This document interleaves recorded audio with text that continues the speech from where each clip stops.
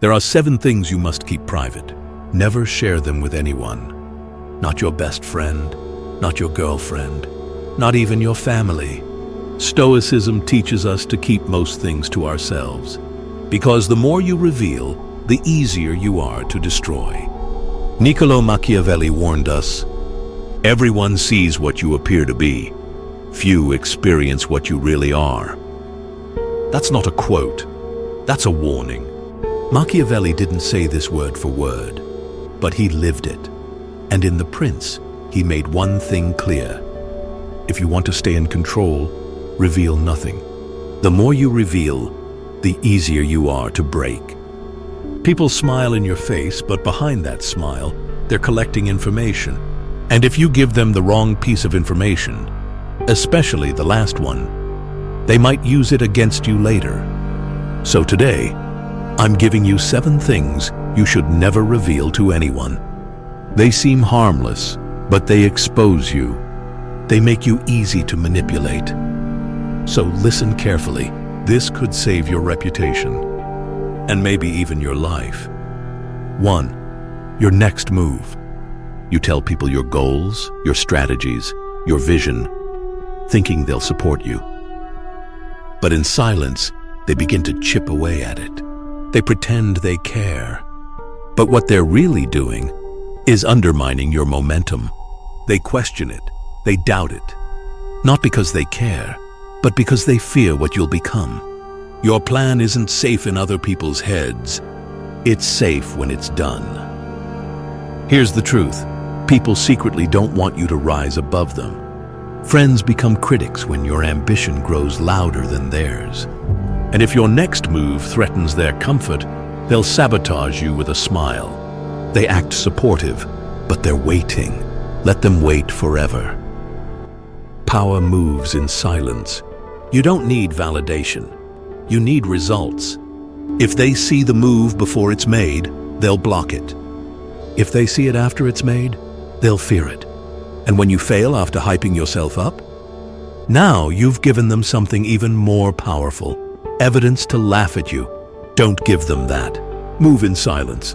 Let results do the talking. The second you reveal your next move, you expose your ambition. And ambition triggers one of 2 reactions. Insecure people will try to lower it. Competing people will try to sabotage it. This is why smart men move in silence. They speak with actions. They don't explain their dreams, they deliver them. Let me give you a real-world example. You tell a friend you're launching a business. They hit you with, "Are you sure that's smart right now? Isn't that risky? You're gonna leave your stable job for that?" Now stop. Were they really concerned for your well-being? Or were they afraid you might actually break free? People will throw doubt at you dressed as advice. They'll use your old self to hold back your future self. "Oh, but you're not that type of guy. You're not even good at that. You've never done something like that before." Let me be blunt here. You don't owe anyone an explanation. You don't need permission to evolve. You don't need validation to act. Machiavelli wrote, "It is double pleasure to deceive the deceiver." Don't mistake this for dishonesty. He meant, play the game, but stay 2 steps ahead. Let others think they know your moves while you execute the real ones in silence. Because the truth is, when they know your next move, they can block it. They can delay it. They can steal it. Or they can plant seeds of doubt before you even start. Think of the most powerful people in history. They didn't announce their next move. They didn't broadcast their intentions. They moved, then let the world react. Julius Caesar didn't post a plan before crossing the Rubicon. Alexander didn't tweet before launching a campaign. Machiavelli didn't ask for feedback before manipulating the state. Today's world tricks you into thinking you have to share. That transparency is strength. It's not. Silence is strength. Let me give you a scenario. You tell your family you're quitting your job to build something on your own. They panic. They throw stats at you. 90% of startups fail.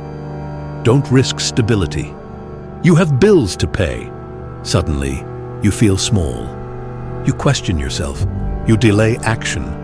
Not because your plan was wrong, but because their fear became your burden.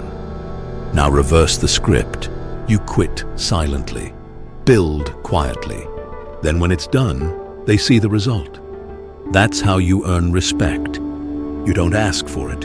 You impose it by what you execute, not what you explain. People respect finished products. They don't respect unfinished ideas. Every time you share your next move, you give someone the power to kill it. Sometimes with a word, sometimes with silence. Both are lethal when you're still fragile. Ask yourself, why do I share my plans with people who've done nothing with theirs? And if this hits hard, drop this in the comments. I move in silence. 2. Your weakness. The second you tell the wrong person your weakness, you become a target. You might think you're being honest, but they're taking notes. They're storing your pain like ammo. Marcus Aurelius said, "Be tolerant with others. Be strict with yourself." That means you deal with your pain internally, without broadcasting it for validation. Why? Because most people don't care, and the ones who do, they're watching to see when you bleed, so they know where to strike. What you see as a cry for help, they see as leverage. You bleed in front of them, and they pretend to stitch the wound, then cut deeper when it serves them. Your enemies are often people you once called friends. You need to understand this. You never expose what you haven't mastered. Your weakness is your responsibility, not your announcement. Stop expecting others to carry your emotional weight. You bleed in front of the wrong person once, and you'll pay for it forever. Don't believe me? Look at the last time someone used your own words against you in an argument. That friend who remembered what you said in weakness. That relative who laughed about your fear months later. That ex who exposed your deepest insecurity after the breakup. They don't forget, they collect. Never forget this. Your enemies were once your confidants. Your biggest betrayals will come from familiar faces. And the wounds that hurt the most will be the ones you volunteered. So what do? You build yourself up. In private. You conquer your demons behind closed doors. You become the kind of man who masters his wounds, not markets them. And if you're thinking, but I need support, let me tell you something. Support is earned through strength, not tears. Because in a world full of emotional exhibitionists, the man who is stoic, who is unreadable, that's the man they respect. He's unpredictable. He's powerful. He's untouchable. You don't walk around showing your cracks. You become the storm that doesn't break. Because the second you show them where to hit, they will. Your pain is sacred, protected. Now let's go even deeper. Your enemies, they often used to be your friends, the people you shared secrets with, the ones who knew your fears, the ones who said, "I got you." One day, they'll turn. And when they do, they'll weaponize everything you ever told them. Stop expecting loyalty from people who benefit from your weakness. You don't owe the world your truth. You owe yourself your dignity. And here's something Machiavelli would whisper if he sat across from you right now. If you want control, never expose the variables people can use to control you. Be cold, be quiet, be unreadable. Let people guess what hurts you. Let them try to figure it out. Let them fail. Because the moment they know you, they own you. If you're still here, you're not like most. Most people quit. They scroll. But you're still watching. And that says something. You're hungry. You want power over your life. So congratulations. Because the next one is where most people destroy themselves without even realizing it. This is the one that ruins reputations, sparks jealousy, and paints a target on your back. 3. Your income. The richer you get, the quieter you need to be. There's a reason old money is quiet, and new money is loud. Because real power doesn't shout, it watches. Start talking about how much you earn, and watch how fast people start playing games. Suddenly, you're the target of comparison, jealousy, judgment. People stop seeing you. They see your wallet. Money doesn't just change your lifestyle. It changes how people treat you. You tell someone your income, and they begin calculating how to use you, how to beat you, or how to destroy you. The richer you get, the quieter you must become. Money doesn't buy loyalty. It buys attention. And most of it's fake. Power isn't in showing what you have. It's in making them wonder. Make them guess. Make them uncomfortable not knowing. Remember this: silence is the ultimate flex. If they don't know what you have, they can't control how they treat you. Let them assume, because mystery invites respect. And power grows best when it's hidden. That's why the true Machiavellian doesn't show his wealth. Money is a weapon. And you never show your weapons before the war starts. You flex it. You become predictable. You stay silent. You stay in control. Think about the people around you. You tell them how much you make. Suddenly, they think you owe them something. They want help. They want to drag you into their drama because you can afford it. And if you say no, you're the villain. Not because you changed, but because their fantasy of using you just collapsed. Let's go deeper. Silence isn't about secrecy. It's about self-preservation. If they don't know what you have, they don't know how to manipulate you. You can walk into a room and be underestimated, and that's your edge. They won't see you coming. They won't plan for you. They won't prepare defenses, because you never gave them a reason to. But the moment you speak on it, the moment you start flexing your income, you paint a target on your back, and the world starts aiming. The ones who really have power, they let others guess. Let them wonder how much you make. Let them assume. Because mystery is more powerful than wealth. People respect what they can't figure out. They fear what they can't label. They watch what they can't access. If you want to own the room, don't show up screaming about your bank account. Own your silence. You don't need to explain your lifestyle. You don't need to justify your success. You don't need to defend what you earn. Now pause. Ask yourself, how many people in your life know what you make? And what did it really bring you? Did it bring peace or pressure, support or suspicion? If you're honest, you already know the answer. Let me paint you a scene. You tell your friend you made 6 figures this year. At first they smile, they clap, they say, "That's amazing." But then the questions begin. You must be rich now, right? Hey, I've got this business idea. Can you help me with rent? Suddenly, your income has created expectation. And when you don't meet it, respect turns to resentment. And if you think this only happens with friends, think again. In relationships, money becomes control. If they think you earn more, they'll either rely on you too much or compete with you silently. In family, you're now the one who made it. Which means you're expected to carry their weight, solve their problems, and never say no. Say no once, and you're the arrogant one, the selfish one, the one who forgot where you came from. I never said you shouldn't help others, but during your building stage, you need to stay ruthless. Do not sacrifice your future to carry someone else's weight. Once you start making progress, they will see you as the person who made it. While you are still building, you must stay focused and protect your progress. 4. Never expose your relationship conflicts. You ever see someone post this? Can't believe what she did to me again. She's acting cold and distant. Relationships are hard. Yeah, that's weakness, broadcasted. Let me paint you a scene. You fight with your partner. You feel hurt, betrayed, confused.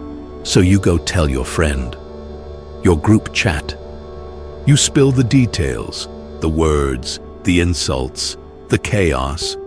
You think you're getting support, but what you're actually doing is broadcasting your instability. Now everyone knows your connection is shaky. Now everyone sees your power slipping. And when people see cracks, they don't help fix them. They wait for collapse. Here's the law. Never expose your relationship conflicts, because once you do, you've handed over your power. You've turned your personal life into public entertainment.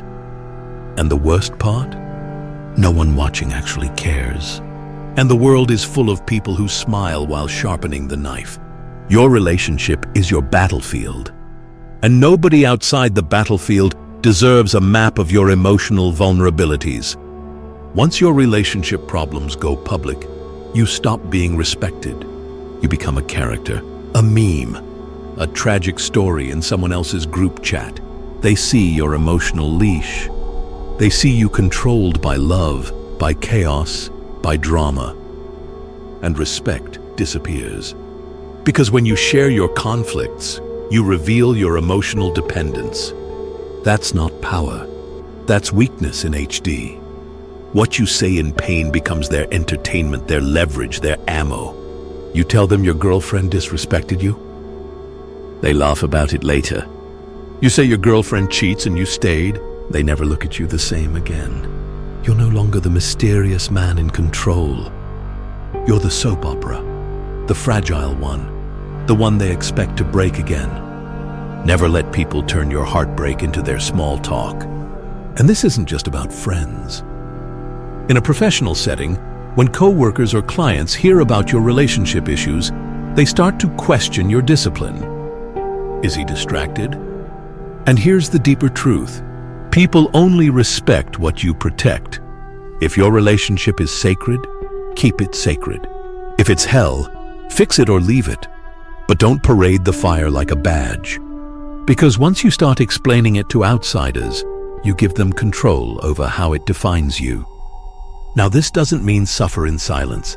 This doesn't mean isolate. If you need help, get it from someone who's above your level, a therapist, a mentor, not your emotionally reactive friend who can't even manage their own love life. Let me give you a Machiavellian scenario. You're in a political court. Your rival wants to know where to strike. You casually mention that your queen betrayed your trust. Boom. Now they have their angle. They use it to break your focus, push that crack until your whole kingdom collapses. Sound dramatic? It's not. It happens every day, in companies, in friend groups, on social media.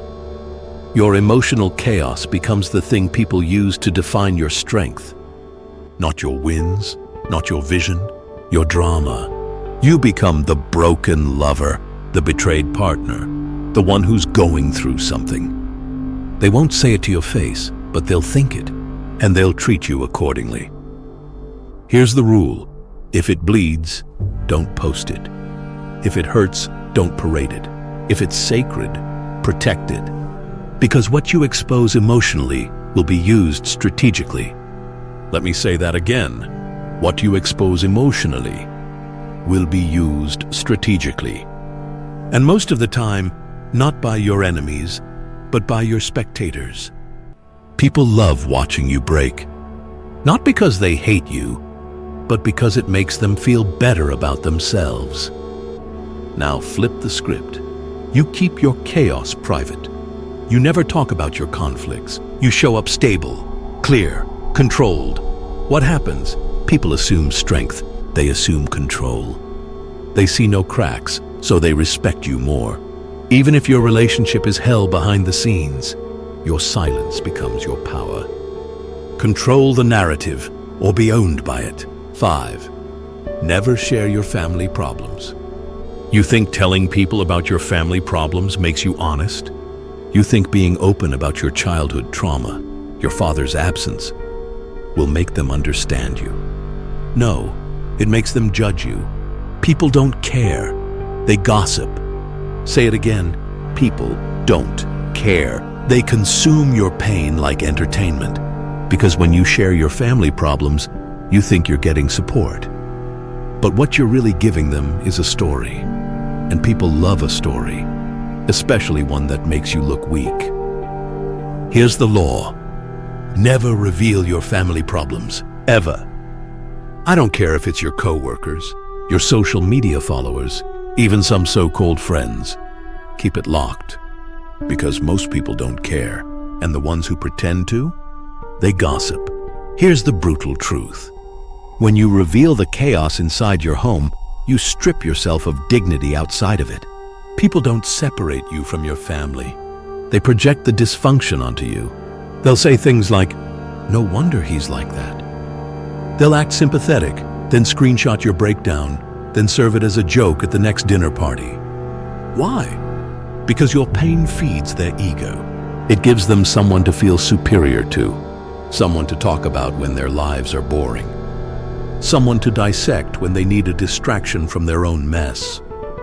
Machiavelli wrote, "It is better to be feared than loved if you cannot be both." When you overshare family drama, you lose both. You're not feared, you're not loved, you're pitied, and pity kills respect. When they pity you, they don't follow you, they don't admire you, they don't listen when you speak, because they've already placed you beneath them. Your trauma becomes your label, not your strength. Not your growth, just your label. Let me paint a real-life scenario. You're at work. A colleague asks about your weekend. You let your guard down. "My dad left again. It's always been like that.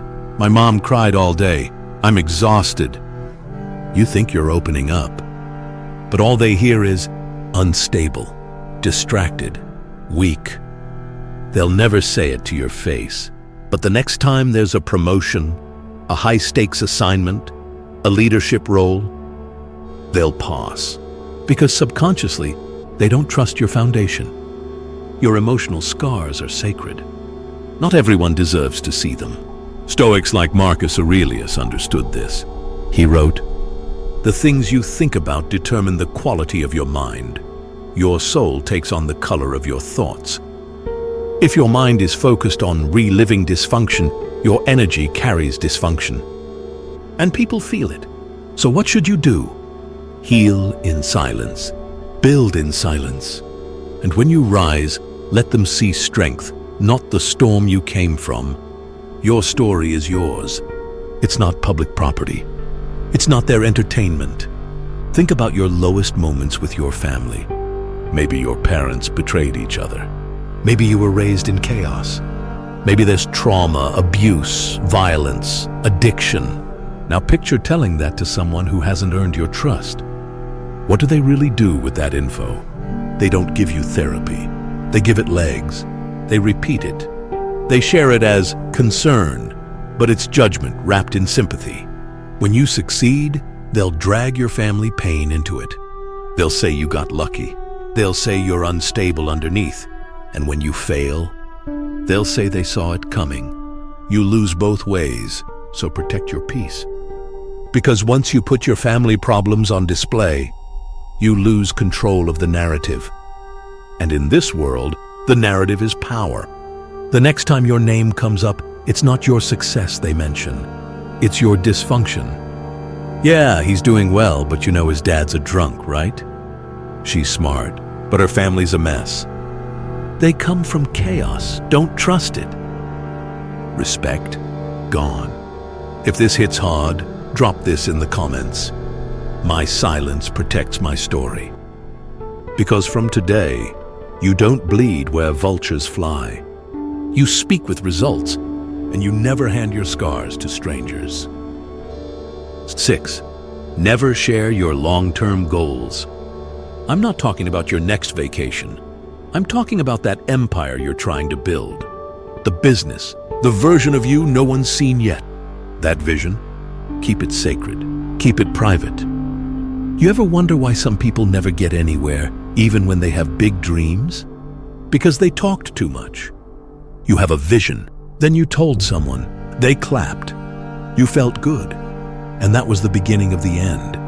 Most people mistake talking about success for actually building it. If they don't know what you're building, they can't block it. If they don't know how far you want to go, they can't trap you in place. If they don't know who you're becoming, they can't stop it. Keep them in the dark while you become the storm. Let me hit you with a brutal truth. Most people don't want you to win long term. They want you to improve a little, but not too much. They want you to do well, but not better than them. They'll support you until your growth threatens their self-worth. You ever notice that? You start a side hustle and people say, "Why don't you focus on your job instead?" You start investing in yourself and they ask, "Who do you think you are?" You set a 5-year plan and they laugh, "Bro, that's unrealistic." These are the same people who scroll all day, the same ones who gave up on their dreams years ago. Now they hate that you still believe in yours. So you have 2 options. Option 1, feed them your plan, let them chew it up, spit it out, and laugh. Option 2, starve their doubts, move in silence, deliver results so loud no one dares question you again. Here's a mindset to tattoo on your brain. Let them see nothing. Let them expect nothing. Let them prepare for nothing. Because the man who says little moves freely. The man who talks big becomes a target. And here's the dark psychology in play. When you keep your long-term goals secret, you create mystery. Mystery builds tension. Tension commands attention. Attention leads to power. You say you want to build a business. You tell your friends. They're impressed. You feel like you've already done something. But you haven't. You've only fed your ego, not your results. This is the danger of sharing long-term goals. They trigger fake dopamine. The brain can't tell the difference between accomplishment and applause. You talk, they cheer, and your brain thinks, mission complete. But nothing's been done. No product. No system. No struggle. No sacrifice. Just a fantasy you murdered with your own mouth. Machiavelli said, "It is much safer to be feared than loved when one of the two must be lacking." You want to be loved when you share your goals. You want praise. You want support. But the moment you chase love, you lose power. Your long-term vision is sacred. Treat it like a blueprint locked in a vault. Only a fool leaves it lying around for anyone to see. Let's break this down. Why do people feel the need to share their big goals? Validation. They want others to believe in it, so they don't have to fully carry it alone. But the moment you make your vision public, you give people permission to critique it. Now they're in your head. It's too ambitious. Is that realistic? Why don't you try something smaller first? Even if they don't mean harm, they've planted doubt. Now you start adjusting your vision, not for truth, but for approval. You lose your edge. You water down your dream. You shape it to be digestible, not disruptive. Here's the rule. Never give people a target they don't deserve. Now let's talk about execution. People who share their long-term goals too early procrastinate more. Why? Because they already felt the reward in being seen as ambitious. They told the world they'll lose weight, start a company, make 7 figures, move countries. But now the pressure's off. Everyone already knows. There's no mystery, no internal fire. They already cashed in the validation. Don't let that be you. You say nothing. You work in silence. You train in the shadows. And when it's done, you speak with your results. You speak through your power. You don't announce victories. You force people to notice them. Let them ask, "Wait, when did this happen? How did you do that?" Let your silence become their obsession. Never share your long-term goals. Not because they're bad, but because they're vulnerable. Protect the mission. Move in silence. Arrive like a king. 7. Never reveal your biggest regrets. They'll act like they care. They'll nod while you speak. They might even share a story of their own. But the moment you reveal your deepest regret, your biggest failure, your most painful past, they'll never see you the same again. The truth? Most people aren't equipped to carry your past. They weaponize it, they store it, they wait, and the second you pose a threat, succeed more than they expected, or dare to set boundaries, they'll throw it back at you. Your regret becomes their leverage. They'll say things like, "You think you've changed? Weren't you the same guy who... Funny how you act like you're better now." It doesn't matter if it was 5 years ago, 10 years ago, or last week. Your vulnerability becomes their opportunity. This is the cost of confession in a ruthless world. You think you're being real. They think they've found your leash. That's why Machiavelli warned, "It is much safer to be feared than loved, if you cannot be both." Regret invites sympathy, and sympathy lowers your position. People don't respect who you were. They respect who you pretend not to be anymore. You want to confess? Do it to God. Do it to your journal, not to the friend who gossips, not to the partner who one day might leave, not to the co-worker who smiles too much. Because here's what no one wants to admit. Your past will always be more interesting to others than your future. People don't ask because they care. They ask because they want a weakness they can remember.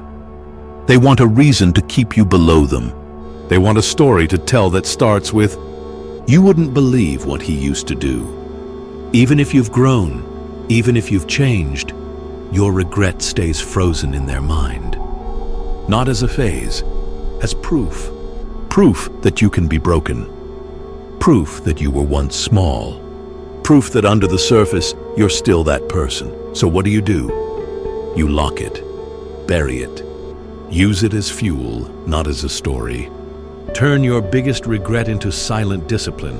Let it shape how you move, not how you explain yourself. Let me give you a real-world example. You used to chase the wrong women. You got manipulated, played, lied to. Now you've leveled up. You hold frame. You command respect. But you meet someone new, and you tell her everything about your past.